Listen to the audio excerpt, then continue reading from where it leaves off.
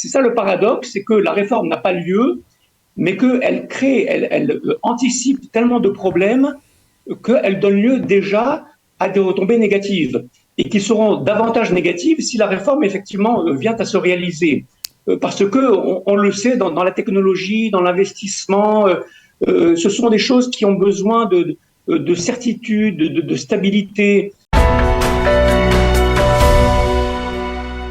Et comme je vous l'ai annoncé dans la présentation de cette heure d'actualité, nous avons le plaisir d'être en ligne avec Jacques Bendelack. Bonjour Boker Tov, Jacques.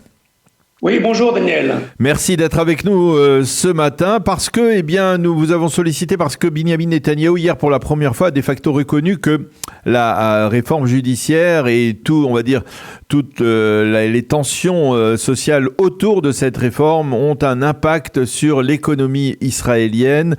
Et il l'a dit hier en Conseil des ministres. Et puis, il y a certaines données qui tendent à le prouver, en tout cas, puisqu'on parle d'une baisse des investissements dans le monde de la haute technologie en Israël. On parle également d'un ralentissement du marché immobilier qui fait craindre un effondrement de certains entrepreneurs.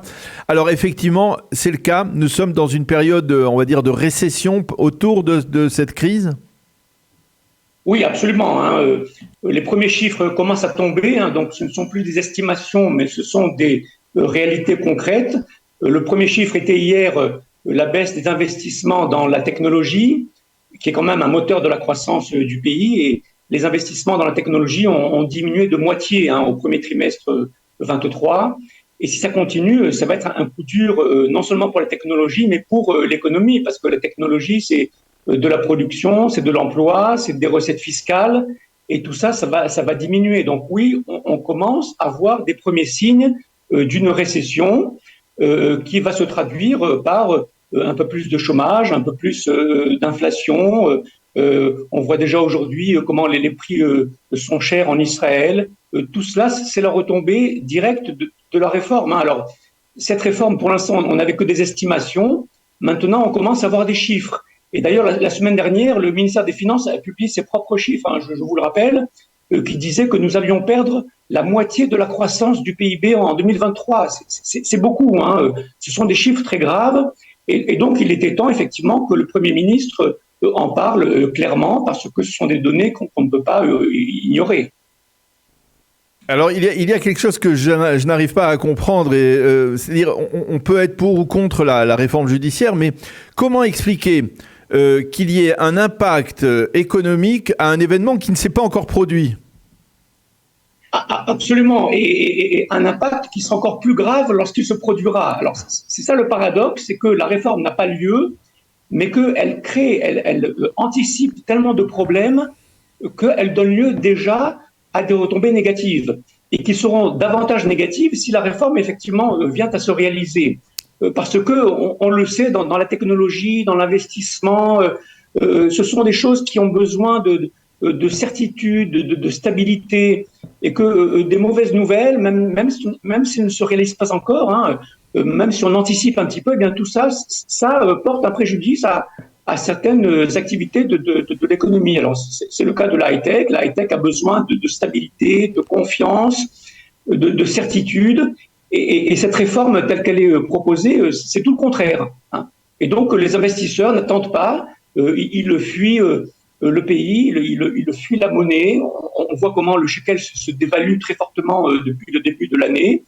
C'est le résultat de cette perte de confiance, même si elle n'est pas vraie, même si pour l'instant il n'y a pas de réforme, il n'y a pas de raison de perdre de la confiance, mais la simple idée que cette réforme peut être appliquée, eh bien c'est ce qui suffit aux investisseurs, à la technologie, aux industriels, de perdre la confiance et donc de ralentir leur activité économique. C'est tout à fait le paradoxe de cette réforme qui n'a pas encore véritablement lieu. Est-ce que c'est fréquent ce genre de phénomène ? C'est-à-dire qu'une économie, on va dire une économie nationale se saborde elle-même, quoi, de facto ? Oui, ça arrive lorsque les anticipations sont très sérieuses. Là, il s'agit d'une question sérieuse. Ce n'est pas un petit détail de l'activité économique. C'est une réforme qui pourrait porter préjudice à la technologie, qui est un secteur fondamental de l'activité économique. C'est 25% des recettes fiscales, c'est 15% du PIB, c'est 50% des exportations. Donc, un coup porté à la technologie, c'est un coup porté à l'économie israélienne en tant que telle.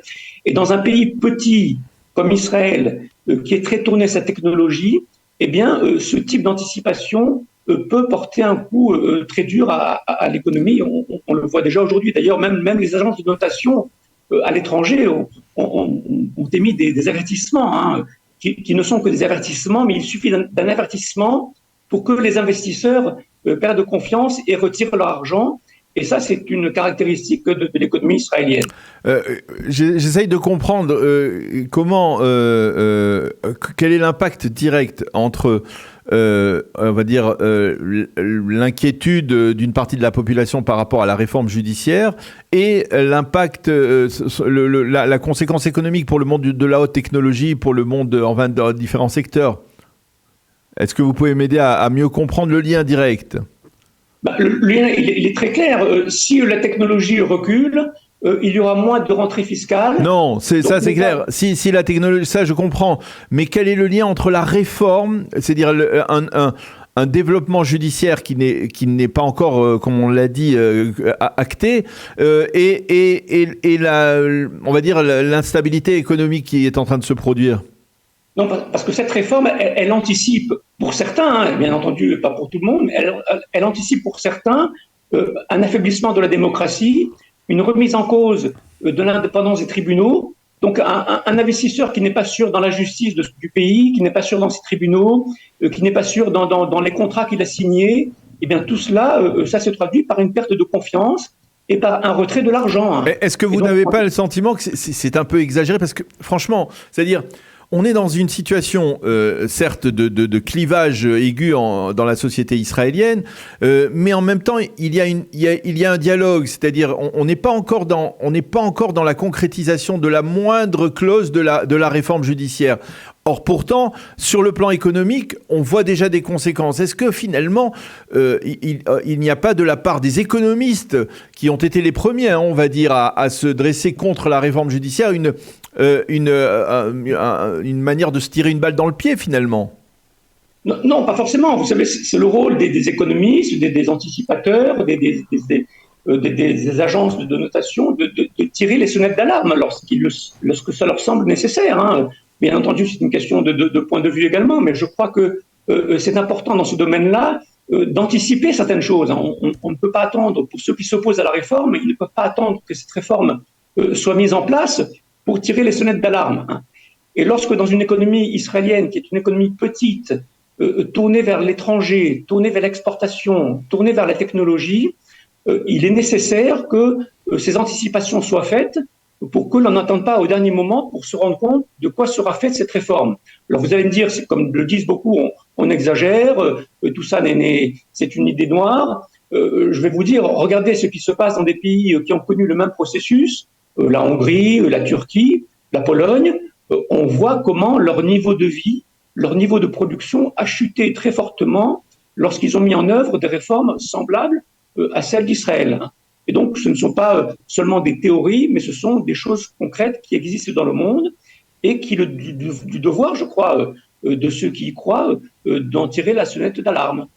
Alors, il y a aussi une autre donnée qui est tombée hier autour d'un ralentissement du marché immobilier qui pourrait avoir un impact sur les entrepreneurs, sur les câbles comme on dit. Est-ce que c'est aussi lié à cela ? Oui, absolument. Vous savez, l'immobilier est très lié à l'atmosphère du pays. Hein. Quand l'immobilier va, tout va, et quand ça ne va pas, l'immobilier ne va pas non plus. Hein. Alors, l'immobilier, oui, est très dépendant aussi des investissements étrangers, puisque beaucoup sont achetés par des étrangers. C'est lié à l'atmosphère générale. Si le niveau de vie de la population diminue, eh bien, on va acheter moins de logements, surtout quand ils sont aussi chers qu'aujourd'hui. Et donc, oui, l'immobilier, c'est le symptôme, j'allais dire, de cette atmosphère négative qui règne aujourd'hui sur l'économie israélienne. Et que c'est le premier symptôme, j'allais dire, de ce début de récession que l'on commence à voir, parce que l'immobilier a grimpé beaucoup trop vite et qu'au moment où cette réforme pourrait être mise en place, eh bien, ça va se traduire par une rechute très forte. Et donc, des entrepreneurs qui risquent de perdre beaucoup d'argent par rapport à ce qu'ils avaient anticipé de vendre avant la réforme. Alors on le voit, Jacques, l'impact a été relativement rapide, puisque la réforme elle a été présentée la première fois il y a 3 mois, et on voit déjà des conséquences directes sur le terrain. À supposer que finalement, par exemple, l'opposition et la coalition trouvent un compromis qui calmerait les esprits, combien de temps faudra-t-il pour revenir à une situation de stabilité économique ? Oui, alors effectivement, rien n'est irréversible. Il est possible bien sûr de revenir en arrière. Ça va prendre du temps parce que des investissements qui se sont retirés et qui ont été s'installer ailleurs, ils ne reviendront pas du jour au lendemain. Donc ça va prendre quelques mois, ça va prendre 1 an avant que l'on retrouve la normale du point de vue des investissements, de la technologie, de l'emploi, des débouchés. Tout ça sont des processus qui prennent du temps, qui ne sont pas irréversibles, mais qui vont se remettre en place progressivement tout au long de 2023. Donc 2023, a priori, j'allais dire, est une année un petit peu perdue pour l'économie israélienne, et c'est dommage parce que les choses prennent du temps à se remettre en place. Et sur le plan de l'inflation, parce qu'on semblait dire, avant que l'on parle de la réforme et de ses impacts, que vers le mois de juin, juillet, au milieu de l'année 2023, on allait d'une certaine manière essayer de stabiliser l'inflation. Est-ce que aujourd'hui, c'est peine perdue ? Pour l'instant, ça en a bien l'air, parce que l'inflation actuelle, elle est liée à la dévaluation du shekel, qui est très forte depuis ces 2 derniers mois, et que la dévaluation du shekel, elle va prendre aussi un petit peu de temps à se remettre en place. Donc l'inflation est encore en Israël pour un certain nombre de temps, d'autant plus que le gouvernement n'a pas vraiment lancé de plan anti-inflation. Oui. Le gouvernement n'a pas encore voté son budget, puisqu'il ne sera voté qu'au mois de mai sans doute.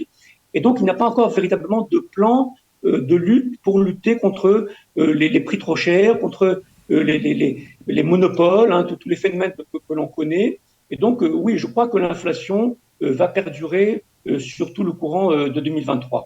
Et sur les marchés boursiers, pour terminer, quelle est l'attitude qu'il faut adopter pour ceux qui ont des portefeuilles avec des actions ?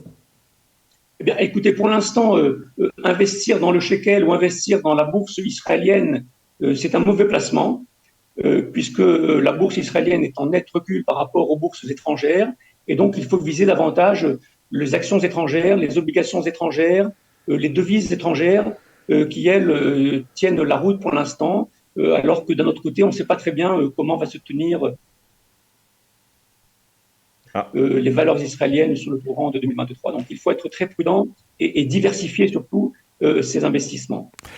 Eh bien, Jacques Bendelack, merci beaucoup pour toutes ces précisions. C'est pas particulièrement réjouissant à la veille de Pessah, mais on le comprend. Et c'est l'impact direct de cette réforme judiciaire et peut-être aussi d'autres phénomènes économiques qui existaient même avant. Merci beaucoup d'avoir été avec nous ce matin. Bonne journée. Chag Sameach. Merci.